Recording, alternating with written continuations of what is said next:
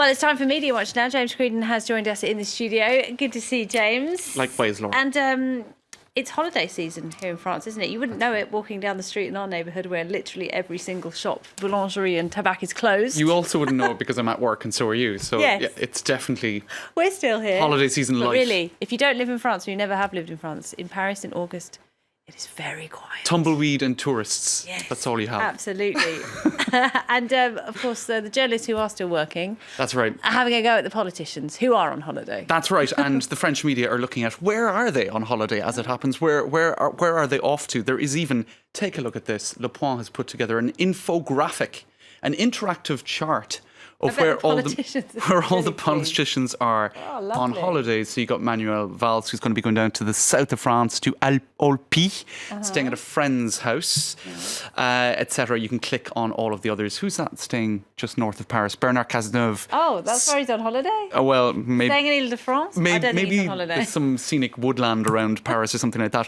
In any case, because of the climate of attacks and whatnot, François Hollande, for example, has reduced his holidays to just a few days, according to Le Point. So he's certainly keeping on the job. Where's he gone? I didn't actually check. I could scroll down and read. Not on the map for us. Oh, he probably is actually. I bet you he's going down south, but I'm not going to check now. I'll tell you later. That's fine. And meanwhile, Le Point saying les vacances low cost du gouvernement. So they were told two things: keep it cheap, guys. We don't want any extravagant holidays on yachts in the south of France, like Nicolas Sarkozy after his election, which he was never, ever allowed to forget. This is an article I found about that. His son, actually, last year posted in Instagram from the Moroccan King Mohammed's property.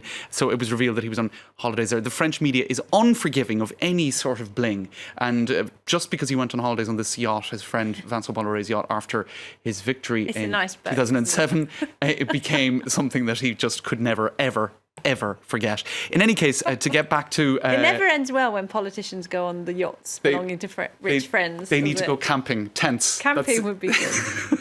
Low-cost holidays. In any case, they were also told to keep it French. Don't leave France and don't spend too much money. That's also partly because of the state of emergency, and they might need to be recalled to Paris if there's any sort of unpleasantness. No, it's nice to see that a couple of members of the royal family have chosen to ignore the warnings about terrorism and have come to France for their holidays. They're down in, apparently, the Cambridges. William and Catherine are down in Biarritz. Paris Match don't seem to have got the news, though, because they're talking about a perfume of mystery. That's a very nice French expression. And parfum de mystère. So, but not the rest of us know. If you can read the Daily Mirror, you know where they are. They're in Biarritz, apparently, in a hotel once frequented by Napoleon III, the Hôtel du Palais, 5-star seafront hotel. And some of the British press didn't think that was very appropriate and were reporting that the Queen, if I could find it here, hold on. There she is. There she is.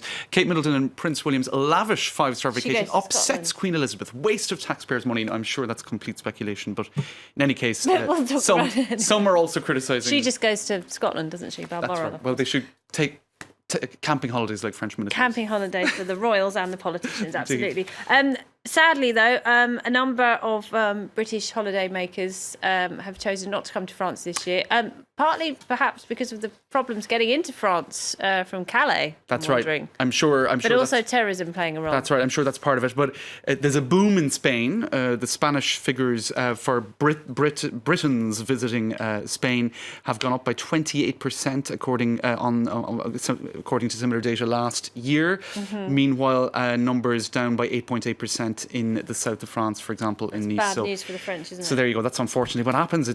Tourism takes a hit in these occasions. Now, every year in France, all of the Parisians get in their cars on the same day and they get on the Autoroute du Soleil, as it's called, and they go down to the south where they have in-laws and cousins and all the rest of it. And then they're like, why are there huge traffic jams? There are 8 hours of traffic jams, and it's the number one headline in the news every year. And without fail. And then you've got the reporters going out interviewing people in the car saying, we're in a traffic jam. Why didn't you leave the day before or the day after? That's what I always want to ask them. It is a good point. And what you have then is you've got other people coming back, the rare people who go on holidays in July, so there's traffic jams kind of in both directions. It's a they call a chassé-croisé.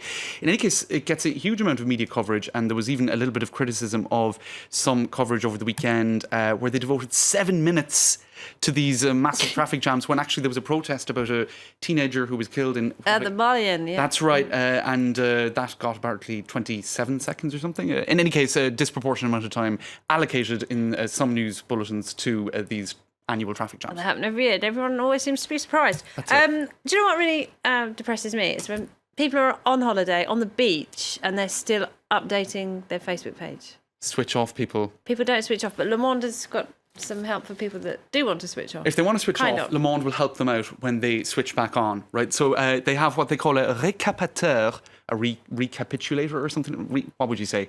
Bringing you up to speed.